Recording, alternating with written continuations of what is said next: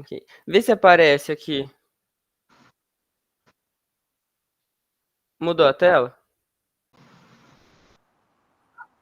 Tá ali. Tá ó. dá para ver, mas não está compartilhando. Está como se fosse só a câmera, não está a tela. Tem que clicar clica nesse negocinho de fixar, que aí fica grande. Ah, tá, calma. Aonde, Carol? Ali. Passa a mão em cima de onde você tá compartilhando. Não sei se vai ficar, acho que não. Acho que é mais fácil a gente fazer isso. Clica em cima dessa pinha aí que tá de fixar, que aí a tela dele fica grande. Ok. Foi?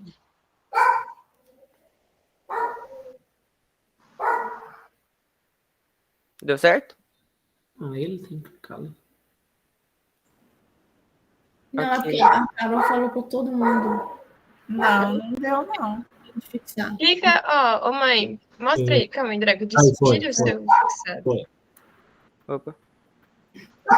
Você vai em cima de onde ele tá, do compartilhamento dele, e vai clicar nesse marcar aí. Marcar? Só que não no vídeo dele, no compartilhamento. Aí vai ficar grande. E aí? Deu certo? Ficou grande? Ficou, meu. Tá, então abre aí a apresentação, Drago. Ok. Aí, tá grande. Isso. Ficou grande. Opa, todo mundo aí?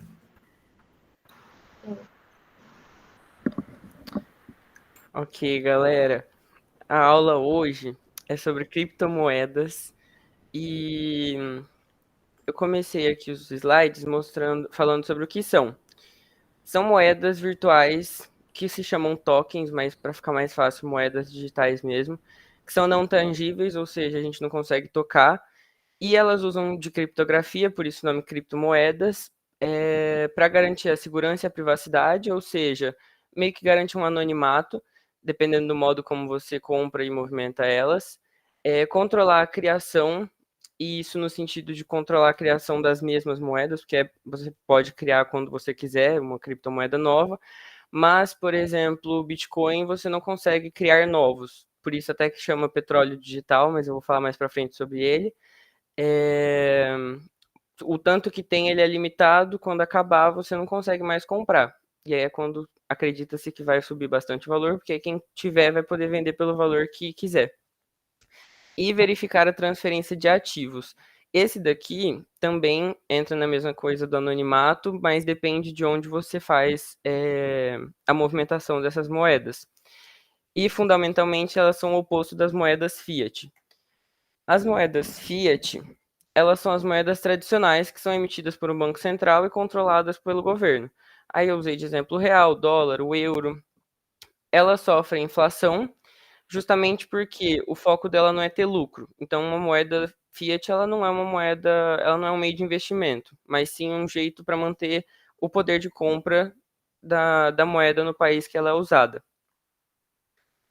Aí aqui eu comparei as duas, né? A fiat e a cripto.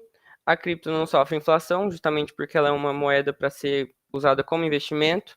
A moeda fiat ela pode ser emitida caso haja necessidade, e até por isso que ela sofre inflação. Já a cripto ela não pode, pois ela é determinada no momento da criação. Então, quando se cria uma criptomoeda, já determina ali no momento quantas vão estar disponíveis no mercado. E a Fiat tem um controle centralizado, ou seja, um órgão controla ela, e a cripto ela não possui um órgão controlador, porém depende. E aí eu vou falar no próximo também. Aqui que eu falei que ia falar mais sobre as duas principais que a gente tem, que é o Bitcoin, que acho que todo mundo, quando pensa em criptomoeda, pensa no Bitcoin, que foi criado em 2009 por Satoshi Nakamoto, que é um pseudônimo porque a gente não sabe direito quem ele é. Ele teve a ideia da criptomoeda justamente para ser essa coisa descentralizada, onde ninguém controla, e que ao mesmo tempo que é de todo mundo, não é de ninguém. Então, nem a própria identidade ele quis revelar, ele só se apresentou por esse pseudônimo.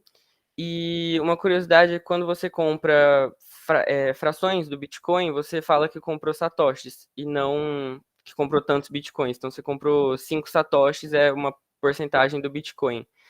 Ele tem a quantidade limitada, e aí por isso que chama de petróleo digital, que é o que eu falei lá no primeiro slide. Quando acabar o Bitcoin, quem tem, tem. E aí você vai poder vender por quanto você quiser. Esse é o intuito de segurar a criptomoeda. E aqui eu fiz esse slide no dia 22. E até aquele dia, desde a criação, o Bitcoin valorizou 195 milhões, 18.171,1% no período, que acho que, se eu não me engano, ele foi criado em 2009, então 16 anos. Já o Ethereum foi criado em 2015 para fazer smart contracts e DApps, que são basicamente contratos feitos digitalmente por meio da criptografia, e os DApps são apps descentralizados, que eles atuam também por meio da criptografia, mas não tem um órgão centralizado que controla ele. O Ethereum ela é descentralizada, porém ela é mais flexível, para além da transferência de valor, justamente porque ela é mais fácil de ser usada em outras coisas, além de um investimento, como eu coloquei ali, os smart contracts e os apps descentralizados.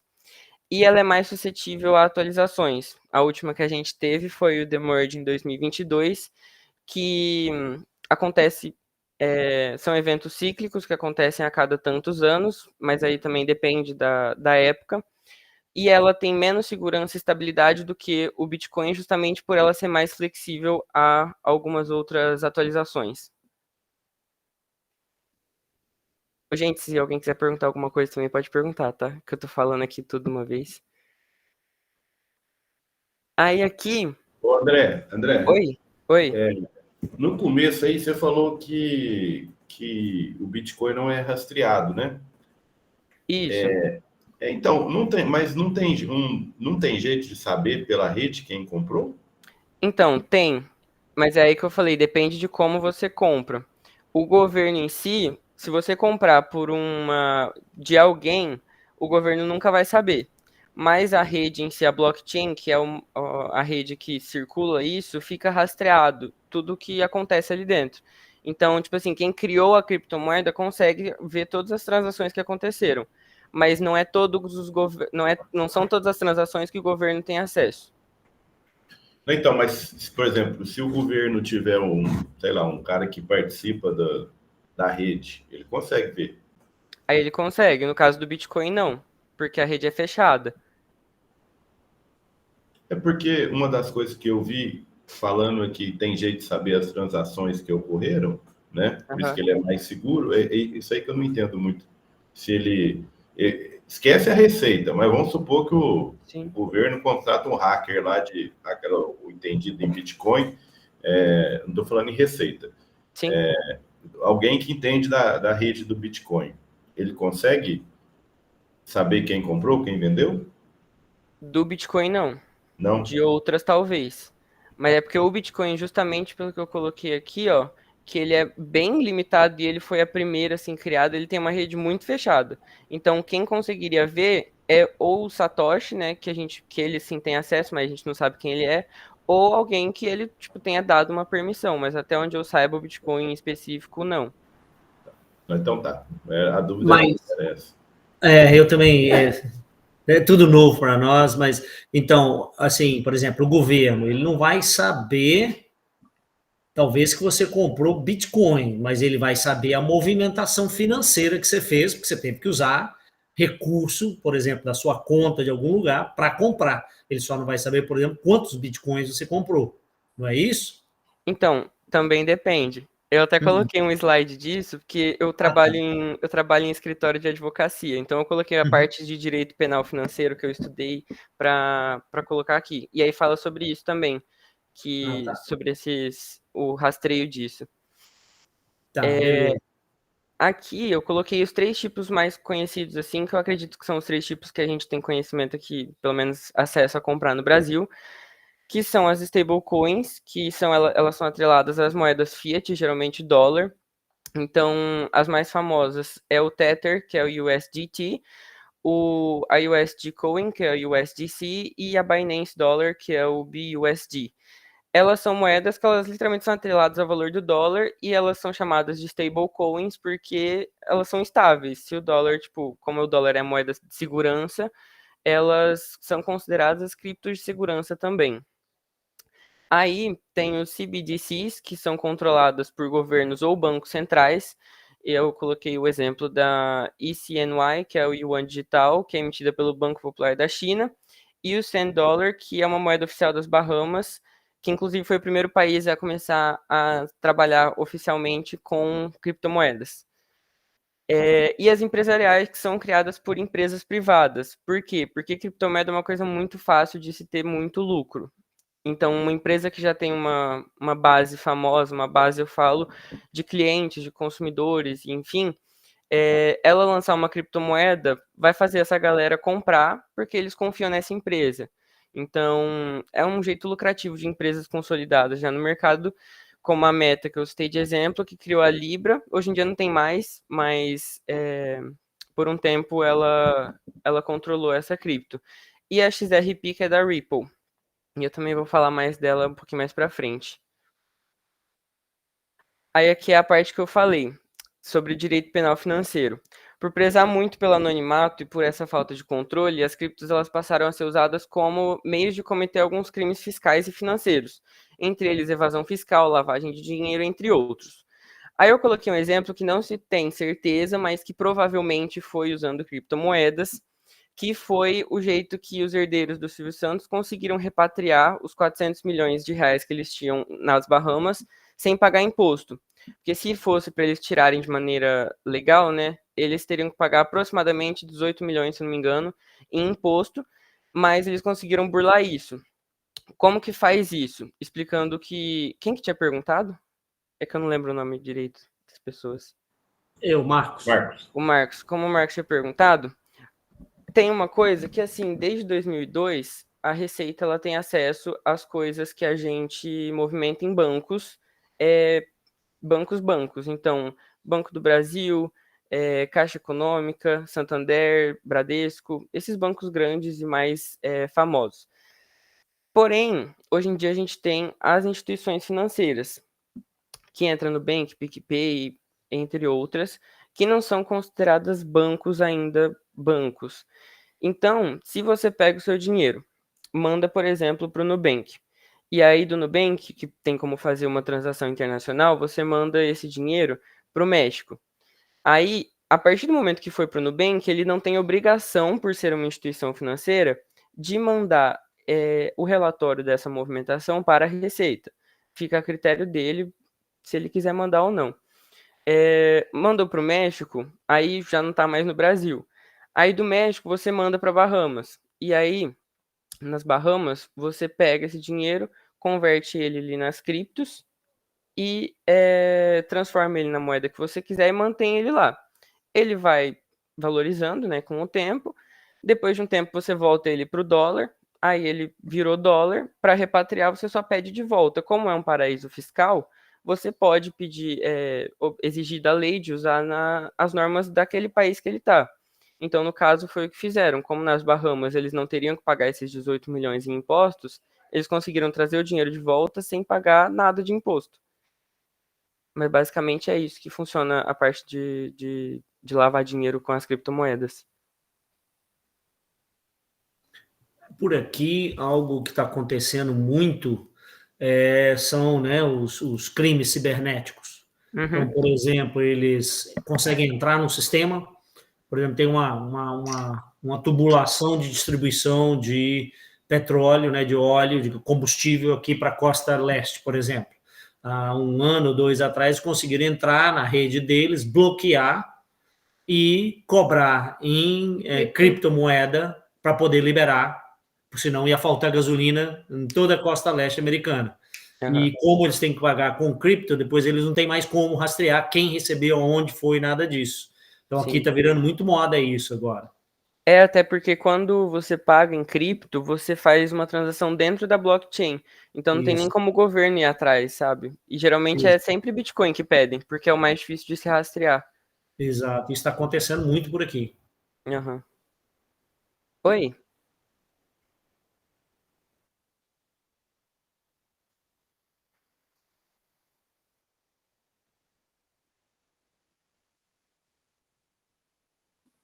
Não vou falar porque aqui é mais uma introdução. Mas a blockchain também eu não estudei muito sobre, porque é muito tech e não é muito a minha área. Mas até o que eu conheço é que blockchain é literalmente uma cadeia de blocos. Então, como eu aprendi, foi que é como se fosse uma colmeia. E aí, cada, cada aresta das formas geométricas é uma transação. E aí, a cada transação que vai formando até formar uma colmeia. Quando a colmeia completa, entre aspas, é quando acabou ali, é quando bateu o limite da moeda, acabou o tanto que foi emitida, né, no momento da criação. E aí, essa colmeia, quem criou essa colmeia consegue rastrear. Mas basicamente o que eu sei de blockchain é isso, é uma coisa bem por cima, porque também eu não entrei muito por dentro, assim. Aí aqui eu coloquei algumas plataformas, ou exchanges, né, que fala. Eu gosto bastante da Bitso. Eu apontando com o dedo. Eu gosto bastante da Bitso. Por quê? Porque a Bitso, eu até coloquei aqui uma foto. Dessas daqui, ela é a que tem umas taxas menores e ela paga dividendos em criptomoedas. Então, por exemplo, se você deixar a sua criptomoeda parada, ela vai te render tantos por cento anualmente em criptomoeda. Então, no caso aqui, tem os que eu tirei, né, que eu faço uso, é o USDC e o Ethereum. Aqui, se você tiver 10 Ethereums, ela vai te pagar 3% anualmente em Ethereum. Então, não é, se você recebeu ali no final do ano, você recebe semanalmente, né? Mas se no final do ano deu 0,3 Ethereums, você, se deixar ele ali, ele vai continuar rendendo e se subir, você vai poder depois converter ele em dólar e tirar o valor maior do que você teria na época, o que eu acho melhor do que você receber dividendo em dinheiro, porque aí ela está suscetível à valorização também.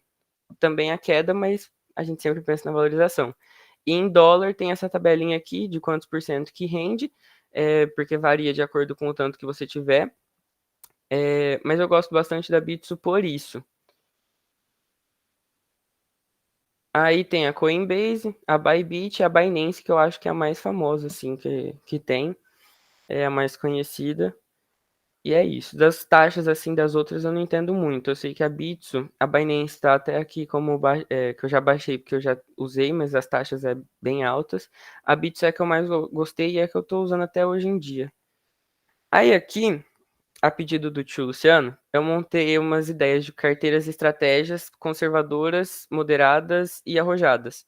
Para quem está começando assim, eu coloquei a parte de renda fixa, renda variável, Brasil e Estados Unidos, mas eu não vou explicar muito porque aí entra para as outras aulas. Eu falando aqui das criptomoedas, eu coloquei como uma carteira conservadora 4%, porque eu acho que é legal ter criptomoedas.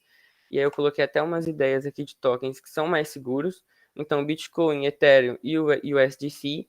O Ethereum e o USDC vocês receberiam ainda dividendos se fosse na Bitso, então eu acho ainda mais legal. E essas daqui são tokens que possuem menor volatilidade. Na carteira moderada, eu já aumentei de 4. Ô André, eu tenho uma dúvida aqui. Você está falando aí de colocar na Bitson, como é que chama? Bitso. Bitso.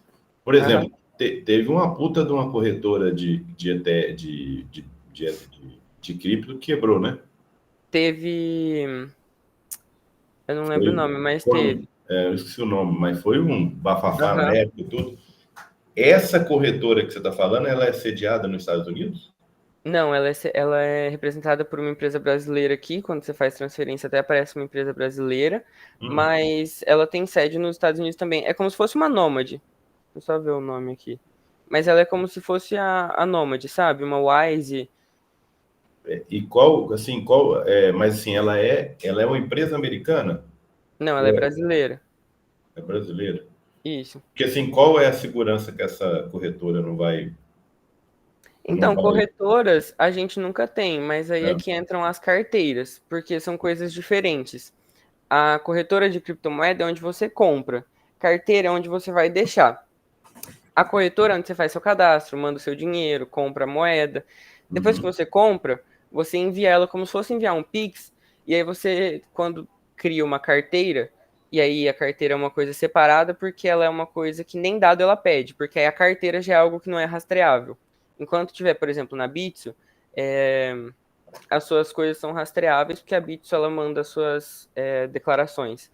Mas nessa carteira não é. Tanto que não é atrelado ao seu CPF, não é atrelado ao seu nome, não é atrelado a nada. Basicamente, a carteira é onde você só deixa ali as coisas como se fosse um cofrinho. Quando você manda para essa carteira, as moedas ficam ali guardadas na rede, e aí, independente se a Bitso falir, se a Bitso fechar, o que acontecer com a Bitso, as suas coisas já não estão mais atreladas lá.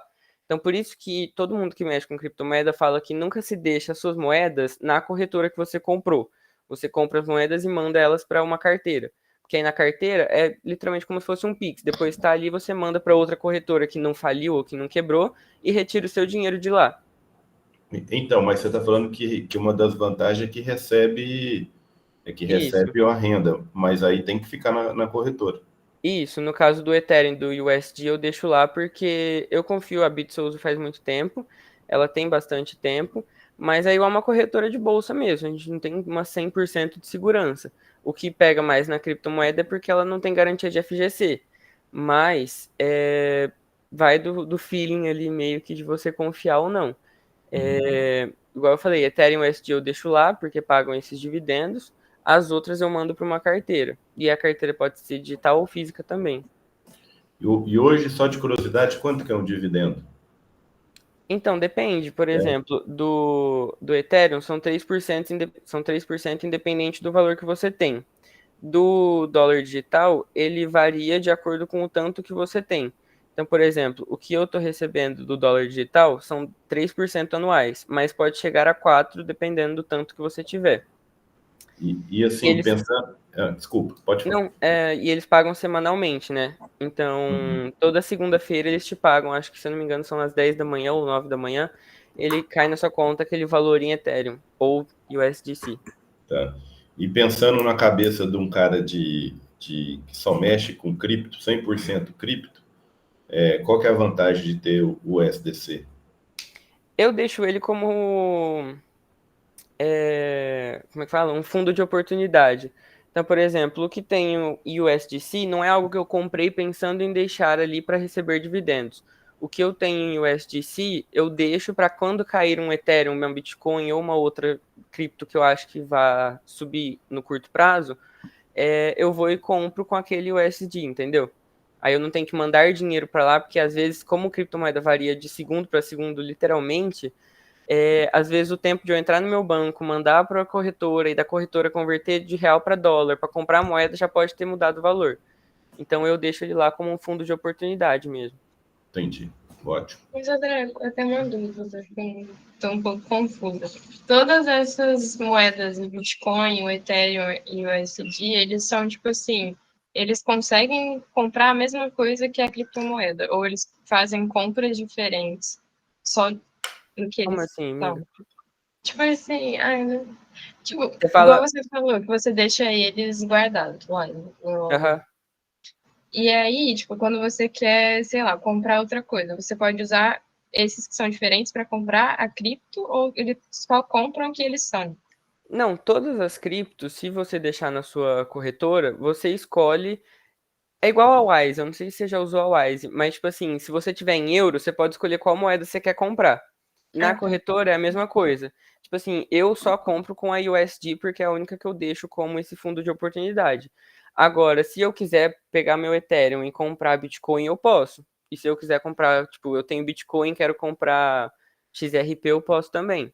Porque, tipo, só muda o valor, entendeu? Porque se você tem um Bitcoin para comprar XRP, vai dar muito mais dinheiro. Aí você pode fracionar, mas enfim, dá para usar todas as moedas para comprar umas às outras. Tá, isso. Aí aqui, uma estratégia de moderado, que eu subi de 4% para 8% nas criptomoedas, coloquei renda fixa 60%, renda variável 20%, Brasil, e renda variável Estados Unidos 12%. Eu particularmente gosto de deixar as criptomoedas bem altas. Eu tenho 3 clientes que são moderados e eles gostam bastante das criptomoedas. Os dois deixam só para longo prazo, então eles não pretendem vender assim num curto prazo e nem num médio, é umas coisas mais para mais de 10 anos, porque é o que eu acho que vai ser o período que vai mais valorizar. mas se for mais conservador, se for um moderado mais conservador, aí não precisa também chegar a 8%. Aumenta ali na renda variável dos Estados Unidos e deixa a cripto numa 6, 7%. E aí, para moderado, eu já adicionei aqui XRP. Por quê? Porque XRP é uma moeda que, particularmente, eu gosto bastante dela.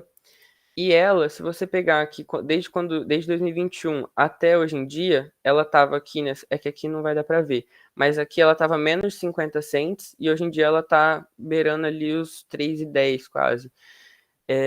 Eu gosto bastante dela, eu tive a sorte de comprar ela por aqui, quando ela estava aproximadamente uns 70 e poucos cents. Então eu tô deixando, porque para mim eu acho que ela ainda vai subir, então eu tô deixando ela lá. Então eu adicionei ela aqui por isso, porque ela tem um risco um pouco mais alto, tem uma menor volatilidade, porque desde que ela começou a subir, ela dificilmente caiu, e eu acredito que ela tem um futuro bem promissor entre as criptomoedas que a gente conhece. E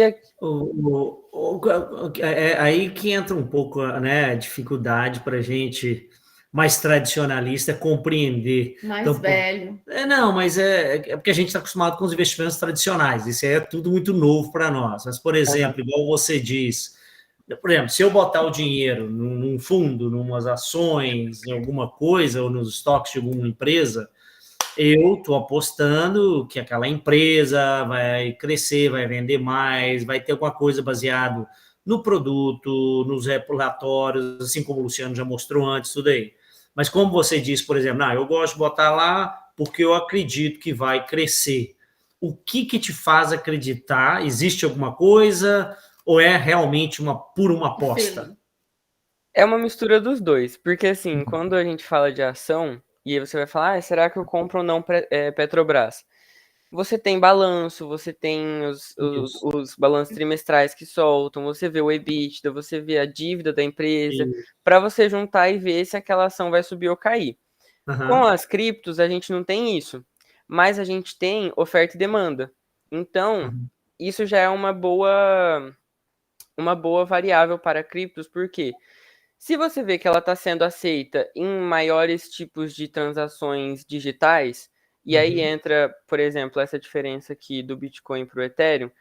O Ethereum, quando foi criado, foi pensado em contratos inteligentes e apps descentralizados. Então, ele já foi uma moeda que, assim, eu, pelo menos, considero o Ethereum e o Bitcoin moedas de segurança, stablecoins, porque eu acho que dificilmente ela vai, no longo prazo, cair. E como eu sempre penso, para mim, no longo prazo, varia muito de pessoa para pessoa, mas eu sinto uma segurança maior. Agora, igual eu falo aqui da XRP, acompanhando e estando dentro, por exemplo, de fóruns ou de servidores que falam muito sobre cripto, você vê uma comunidade crescendo em torno de uma moeda. Então você fala, tem uma galera comprando dessa moeda. Logo, ela vai ser aceita em mais lugares, logo ela vai aumentar. E junto com isso, você vai no seu feeling também, entendeu? Tá, mas então faz sentido, né? Realmente é diferente, como eu pensava, Sim. porque o mercado todo é baseado em comportamento humano, né? Sempre assim, é demanda, é volume de compra, vendas e assim por diante. Então, mas como você monitora isso nesse negócio? Você tem fóruns específicos, você tem áreas que você, ou plataformas as quais você monitora esse movimento de demanda? Então, tem alguns lugares, por exemplo, eu gosto bastante do Reddit, tem algumas comunidades bem grandes de cripto lá, tem comunidades que tem, assim, 100 mil pessoas, e aí eles pegam e postam, amanhã a gente vai comprar tal moeda. Se tem uma comunidade de 100 mil pessoas, está todo mundo ali falando em comprar uma moeda, você sabe que provavelmente naquele dia ela vai subir. Só que aí isso é um curto prazo. Mas para analisar um longo prazo, você vê algumas empresas que trabalham dentro de redes digitais, um exemplo é a blockchain, que comecem a aceitar aquela moeda. Um exemplo também é, por exemplo, o Bitcoin, quando ele teve uma primeira alta muito grande, assim, que foi quando chegou nos 60 mil dólares, foi uma época que o Elon Musk falou que ia começar a aceitar na Tesla. E aí ele disparou, porque, nossa, a Tesla gigante vai começar a aceitar Bitcoin como forma de pagamento. E aí depois o Bitcoin subiu muito, muito, muito.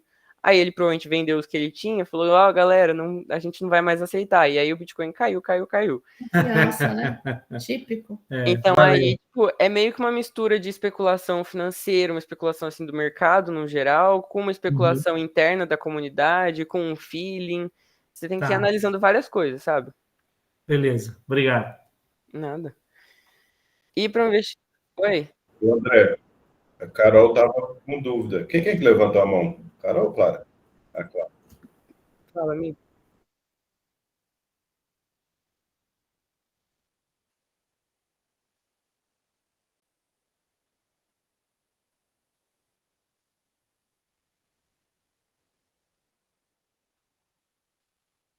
Sim.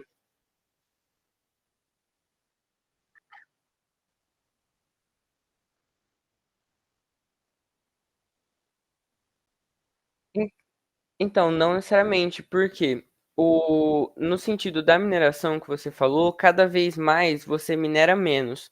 Porque de tempos em tempos, quando vê que tantos por cento do Bitcoin já foi minerado, acontece um evento que, igual no Ethereum chama The Merge, no Bitcoin chama Halving, que eles cortam pela metade. Então, por exemplo, se o Bitcoin foi criado em 2009, lá naquela época você minerava um Bitcoin no período. Hoje em dia, no mesmo período, devido aos halvings que já teve, você minera tipo assim 0,20.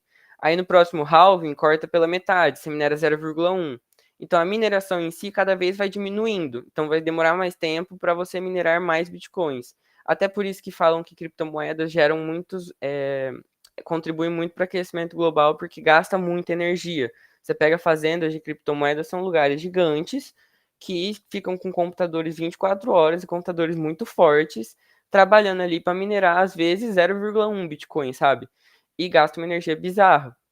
Então, nesse sentido da mineração, cada vez você minera menos, então vai demorar bastante para acabar. Porém, quando acabar o Bitcoin, igual eu falei do petróleo, quem tem vai poder vender pelo preço que quiser, porque as transações continuam acontecendo. Eu posso vender diretamente para você, mas não vai ter uma corretora mais que vai ofertar isso pra gente, entendeu? E aí as transações que eu fizer diretamente com você, a gente faz dentro da blockchain meio que uma troca de carteiras. É meio que um Pix, basicamente.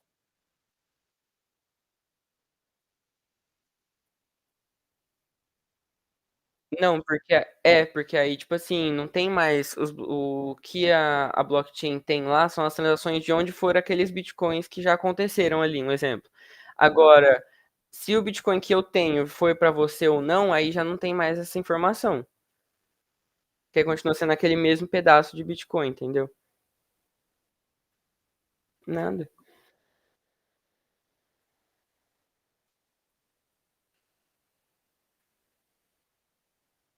Aham. E para arrojado, que é o que eu gosto mais, nem muito eu gosto mais, porque renda fixa eu não gosto muito, mas tudo bem. Eu coloquei aqui 50% para renda fixa, 20% para renda variável Brasil, 15% para renda variável Estados Unidos e 15% também para criptomoeda. Aqui é bem mais arrojado. Eu tenho só acho que 2 clientes que aceitaram isso daqui, porque é bem difícil explicar criptomoeda. Mas aí a carteira tá basicamente assim. Eu tirei o USDC numa carteira arrojada, porque aí eu já não acho que faz muito sentido. Igual eu falei, eu particularmente considero Bitcoin e Ethereum stablecoins, então não vejo sentido ter mais uma. E aí eu coloquei 4 que são bem variáveis. A XRP, que é uma mais segura, entre aspas, que é a que eu falei lá na outra carteira. Shiba Inu, que é uma carteira que ela é bem. É uma cripto que ela é bem barata. Eu até coloquei aqui. Ela é bem barata mesmo, inclusive. Meu sonho é ela chegar em $1, porque o valor dela tá até aqui em cima, é 0,00001872. Então, se isso daqui chega em $1, quando você compra, eu, por exemplo, tenho 3 milhões dessa moeda. Se ela chegasse em $1, eu acho que ia ser a pessoa mais feliz do mundo. Mas a gente tá aí na luta. Ela cresceu muito na pandemia, porque por algum motivo, igual eu falei, tem que ir muito no feeling. Do nada, todo mundo começou a comprar essa moeda, ela cresceu muito. E depois ela caiu e agora ela tá crescendo bastante. Ela é meio nova, ela foi criada aqui ó, em junho de 2021. Então a gente não tem como analisar muito um grande período igual a gente faz hoje em dia com Bitcoin e com Ethereum. Mas eu gosto bastante dela, eu deixo ela em carteira, porque eu tenho fé que um dia ela chegue a $1. A Solana é outra moeda que ela é controlada por uma empresa. A Solana, inclusive, é uma empresa que ela, inclusive, tem um sistema próprio, uma rede própria, tipo, meio que uma blockchain dela mesma. E tem algumas criptos que são aceitas, mas a moeda principal é ela, tanto que ela custa $229 e 10 cents aproximadamente. Ela foi criada aqui antes de 2021, então a gente tem esse acesso a informações maiores, né? Ela subiu bastante também aqui durante a pandemia, até o começo de 2022, caiu bastante também e subiu. Eu comprei ela ano passado, então ela deu uma subida legal, mas também, como eu falei, você tem que analisar o tanto que ela é aceita ou não. Eu analiso assim, se ela tem um sistema próprio, ela é a principal moeda desse sistema, e esse sistema está ganhando cada vez mais usuários, é interessante de se ter, porque provavelmente ela vai subir, porque cada vez mais gente usando o sistema, mais gente vai ter dessa moeda. E a Dogecoin, eu acho que é uma das mais famosas dessas meme coins.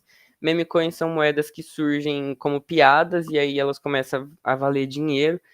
O Elon Musk, novamente, ele adora a Dogecoin, falar sobre ela. E ela eu gosto bastante também.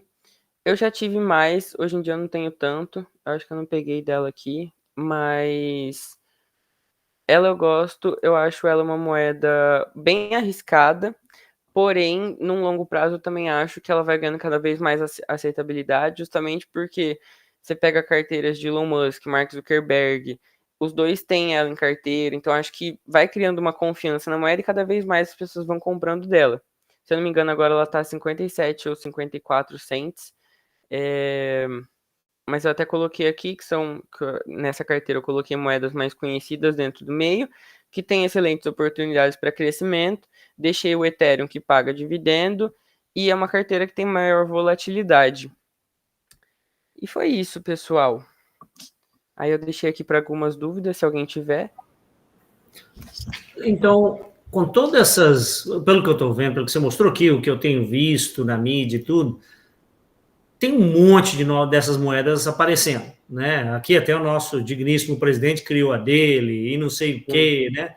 Então, à medida, essa é uma dúvida que eu tenho, talvez por não entender toda essa dinâmica, à medida, assim, uma moeda só, né, igual o Bitcoin, tá, não é risco, mas à medida que você tem mais e mais e mais e mais dessas diferentes criptomoedas e elas começam a poder trocar entre elas, vamos dizer assim, isso não é um risco para o dinheiro tradicional, por exemplo, para o dólar como uma moeda padrão ao longo, sei lá, das próximas décadas? Isso não pode vir em algum momento substituir o dólar? Pode, é até o que se espera, e é até o intuito que foi criado a criptomoeda. Igual eu falei, o Satoshi, que foi a primeira pessoa que criou o Bitcoin, tinha esse intuito de tirar esse poder da moeda física. E é até por isso que os governos vêm criando essas moedas, igual eu falei, o USDC é do próprio governo americano, porque ela não tem inflação, então ela é meio que a moeda perfeita. Se você conseguisse tirar todo o dinheiro físico e colocar só para essa moeda, onde não sofreria inflação, e aí você conseguisse fazer isso com todos os países, era meio que uma utopia, porque eram todos os países, nenhum ia ter inflação, ia ser um livre comércio muito bom. Mas não é meio que uma ameaça, eu vejo mais como uma oportunidade mesmo. Assumindo, né, que a inflação seria gerada apenas pela moeda, né? Mas o problema do governo também é que o governo fica travado, né? Ele não tem como, né? Assim, e na realidade, o que ele faria não é controlar a inflação, pelo menos pela minha visão. Ele controlaria a emissão de moeda ou seja, manteria o valor da moeda daquele país estável, né? Sim.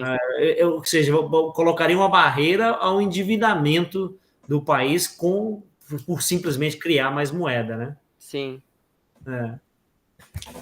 Exatamente. Hein, André, eu esqueci de pedir. Eu vou mandar para você aí, compartilha para a gente o que aconteceu com o Bitcoin, com a Bolsa Brasileira. Compartilha a imagem que eu ajudo você a explicar aí. Para a gente ter, pessoal, eu vou te mandar no WhatsApp aí. O pessoal ter ideia ter ideia, assim, dos valores que aconteceu. Esse é um gráfico de 5 anos aí, em dólar. Te mandei no WhatsApp. Você tá com a tela compartilhada, não tá? Tô. Vê Aí, se ó. foi aí. Foi, ó. Isso aqui, ó, eu peguei em laranja é o Bitcoin, é o Ethereum em dólar, em amarelo é o Bitcoin, né? O Ethereum valorizou 1.645% em 5 anos em dólar, o Bitcoin 984, e aí o SP500 102, que é um puta de um, né? De um fundo. Um número, e a Bolsa Brasileira em dólar, o ETF brasileiro aí na Bolsa Americana, caiu 42%. Uhum. Você vê a diferença de... Agora a dúvida é se daqui para frente vai ser assim também, né? E a pergunta do Marcos foi muito legal. Eu vou falar agora a visão de um crítico de Bitcoin, de criptomoeda, né? Pode falar, tio. Não, assim, eu não sou crítico, não. Estou falando que os caras críticos falam, tá? Que você só vai vender mais caro se algum bobo querer pagar mais que você pagou naquilo ali, né? Isso é os caras que não gostam de Bitcoin falam, né? Não é o que eu acho, não, né? Eu acho que, principalmente Bitcoin, que já é uma moeda bem menos arriscada perto das outras, né? Mas igual o André trabalha aí, de pôr um pouquinho em cada meme coin aí, né? Existe o risco dele ganhar muito, né? Só que existe o risco também de perder muito, né? Então, eu já uso de 3 até 5% da minha carteira, eu uso de ETF, né? De Bitcoin, né? Mas é porque eu já sou velho, né? O André, a Carol, Clara, né? Acredito que podem ter um percentual um pouquinho maior da carteira. Não, e eu até comentei com você, aquele dia que eu fui lá na casa de vocês, que eu fui nesse negócio do feeling mesmo, que depois de um tempo também você vai aprendendo o ciclo, porque sempre é cíclico. Você consegue identificar com o tempo quando que vai subir, quando que vai cair. Comprei uma moeda que foi XLM, valorizou em um mês 221%, 221, alguma coisa por cento. Aí eu fui e vendi também, porque aí depois realmente ela caiu 70%. Mas, tipo assim, eu consegui os 221% em um mês, que é uma valorização que, dependendo do que eu investisse em uma renda variável, eu não conseguiria, sei lá, em 10 anos, sabe? Então, eu particularmente gosto muito de cripto. Tanto que as minhas porcentagens, elas são bem altas, mais até do que eu coloquei ali, que eu gosto muito de arriscar. Mas é igual você falou também da idade, né? Tipo assim, eu tenho essa oportunidade de arriscar. Agora, quando é cliente, assim, que eu vou conversar e explicar, eu geralmente não faço isso, não. Esse que é o ponto que eu ia levantar para o que o Luciano falou. Assim, Luciano, para mim, a gente, por questão de fase de vida, a gente tem que ser um pouco mais conservador, né? A gente quer investir, quer continuar ganhando, mas a gente, se perder, a gente não tem muito tempo para recuperar mais, né? Então, você está certo, você é jovem, você tem a vantagem de poder assumir um pouco mais de risco, porque você ainda tem muitos ciclos, vamos dizer assim, pela frente, de valorização e tal. Para mim é muito por curiosidade, mesmo não sei muito, não é a minha área, eu sou tipo um investidor de hobby, vamos dizer assim, né? Eu tenho minha carreira, meu trabalho, mas obviamente gosto de ganhar. Agora, para você, para Clara, para os jovens do grupo, é importante aprender sobre isso. Por isso que eu estava te perguntando, substituir o dólar, essas coisas, porque são todas possibilidades que eu vejo a longo prazo, anos e anos, e vocês ainda vão estar nesse ciclo aí para frente, vocês têm que entender dessas coisas para eventualmente tirar oportunidade, né, tirar vantagem de alguma oportunidade. Para nós ainda é algo, vou ganhar um pouquinho, vou brincar um pouco aqui, mas eu não vou botar tudo ali, mas para vocês têm que entender isso a longo prazo, vai ser o seu mundo, vamos dizer assim. Sim. Eu penso bastante assim quando é para mim. Mas é que, igual vocês falaram da fase de vida, sempre a gente analisa isso. Além da fase de vida, também analisa os objetivos, né, da pessoa. Até para saber se a pessoa é mais conservadora, mais arrojada. Eu até brinquei esses dias que eu consegui fazer um cliente meu, que até é o meu chefe no escritório, consegui fazer investir em criptomoeda depois de 1 ano explicando. Aí e o homem tem 78 anos, eu falei, eita.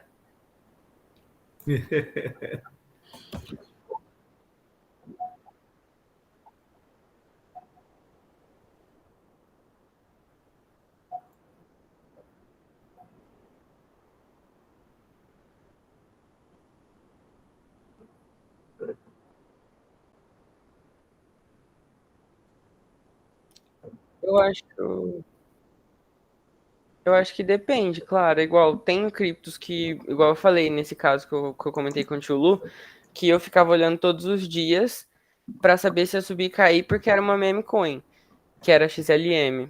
E aí, quando eu vi que eu achei que ela fosse começar a cair e tal, eu vendi, tive lá meu lucro, meus 220% de valorização, 210% de valorização. Mas depende muito, sabe? Tipo assim, se você pega Ethereum, USDC, Bitcoin, eu mesmo nunca olho. Até porque o meu foco no Bitcoin é pensar em vender ele para daqui 10, 15 anos, que é quando eu acho que vai começar a ficar escasso e a galera vai pagar bem mais caro.